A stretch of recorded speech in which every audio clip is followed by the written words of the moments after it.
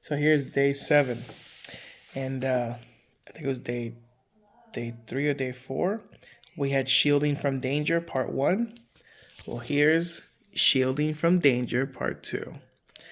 Remember, we had left off with a cliffhanger, right? Bucky, the Winter Soldier, had snuck into a not snuck into, but someone snuck into a shield post, and Bucky took out the Jack o' Lantern guy, and then someone else was there.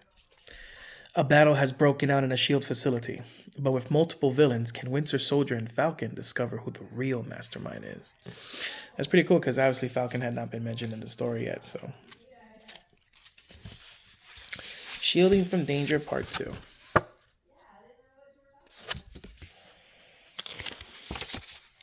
A figure hovered in the darkness above Winter Soldier.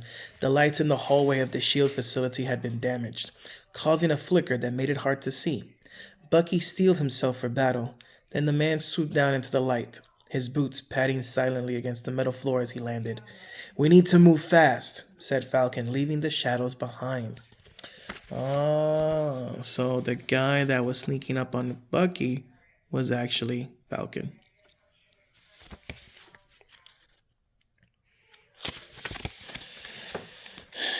"This way," said Falcon. He sprinted toward the stairwell. Without hesitation, Bucky followed. As they raced to the laboratory 1 floor up, Falcon filled Bucky in on what had happened. The winged hero felt like he was missing something important. Falcon had been flying home earlier that evening, ready to turn in. It had been a particularly tiring night of patrol, and Sam Wilson was doing his best to relax and enjoy the rest of the night. That's when he saw the dark cloud moving toward him. At first, Falcon couldn't understand what he was seeing. The cloud was swirling and swaying as if pulsing with life.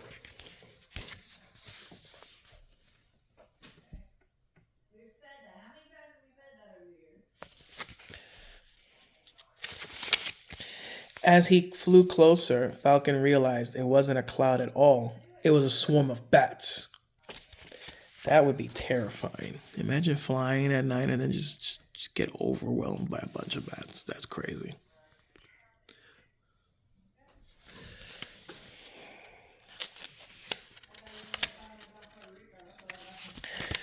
Falcon did his best to use his wings as a shield against the southern swarm. Fortunately, the bats weren't all that interested in him. They seemed to have another target in mind. Falcon watched to see where they were headed. As if with a single mind, the bats flew toward a nearby construction site. As he closed in on the bats, Falcon could see that they were flying straight toward an elevator at the center of the abandoned site. The doors to the elevator shaft were open, as if expecting the winged creatures.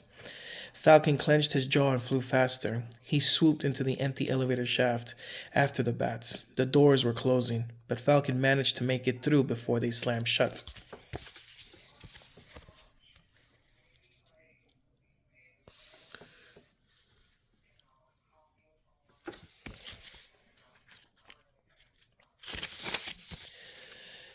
Falcon recognized the high-tech cameras in the hallway right away. This was a shield base. The hallway stretched out in front of the hero. Falcon could see the flutter of wings near its end, and what seemed to be the light of an open door. He hadn't taken more than a few steps forward when 2 bat-shaped throwing stars shot into his wing. Falcon had no time to react. Suddenly, a much larger bat was headed straight for him.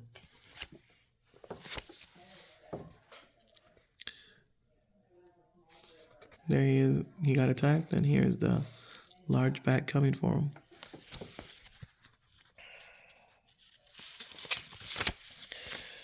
As Falcon bent backward to dodge the speeding bat, he realized what he was actually facing. It was a glider, one used by a villain he and Captain America had faced many times in the past. A criminal who just happened to be able to control bats. "Blackwing," Sam said as the villain's glider crashed into the wall behind him. Blackwing reached into his cape and pulled out a battle baton. Without another word, he charged at the hero, his bats leading the way. Falcon took to the air. There wasn't much room to move around in the tight corridor, but he wasn't in the mood for anything fancy anyway. Falcon simply flew directly at Blackwing. Blackwing. I have never heard of this character before.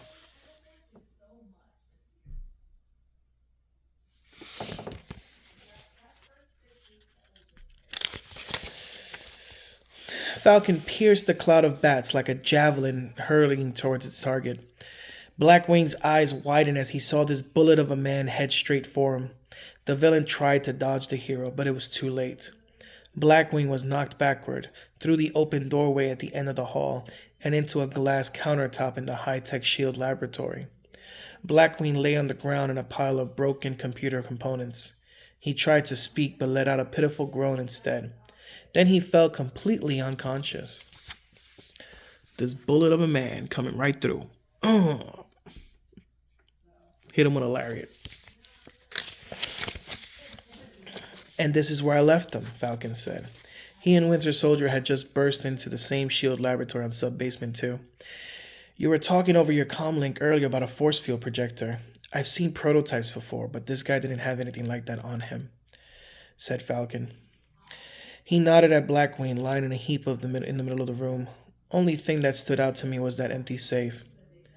So Jack-o'-lantern and Blackwing, they were just cover? Said Winter Soldier. He bent down and picked up Blackwing's battle baton. That's what I'm thinking. Low-level henchmen to keep us busy, said Falcon.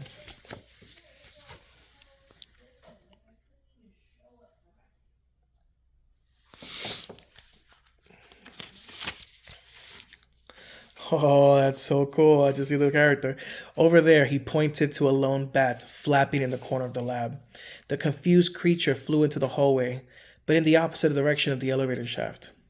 I think there's another way out of here, Falcon said. Falcon leaped into the air. Winter Soldier raced after him. They followed the bat into a long, empty tunnel. Near the end of the tunnel stood a figure dressed in orange and blue. Falcon instantly recognized him. It was Taskmaster. He was a villain more dangerous than Blackwing and Jack-o'-lantern combined.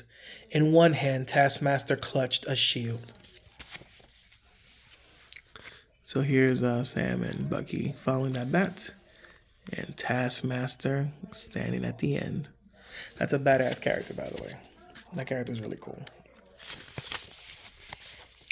In the other, he held a small device about the size of a remote control. Falcon realized the device Taskmaster was holding was S.H.I.E.L.D.'s missing force field projector. Knew I should have hired more guys, said Taskmaster. Without taking his eyes off the villain, Falcon spoke to Winter Soldier under his breath. Go for the button. Winter Soldier narrowed his eyes. He had worked with Falcon enough times to know exactly what he meant. As Taskmaster readied his shield to hurl it at the heroes, Winter Soldier threw Blackwing's battle baton. Winter Soldier had always been an expert marksman. This throw was no exception. Blackwing's battle baton hit the button on the projector just as Falcon flew full speed at Taskmaster. Bucky went low while Falcon went high.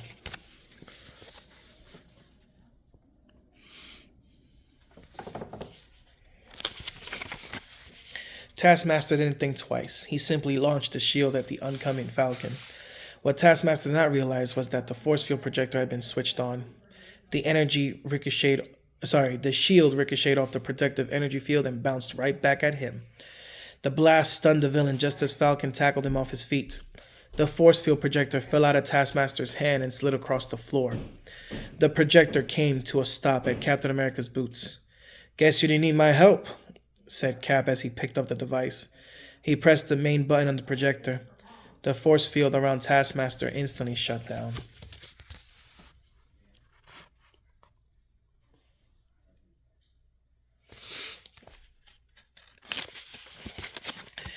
The villain put his gun on the floor and raised his hand in a gesture of surrender.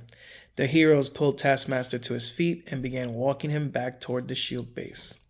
It had been an interesting night after all. The boys. Steve, Bucky, Sam, taking Taskmaster in. And that was Shielding from Danger, Part 2.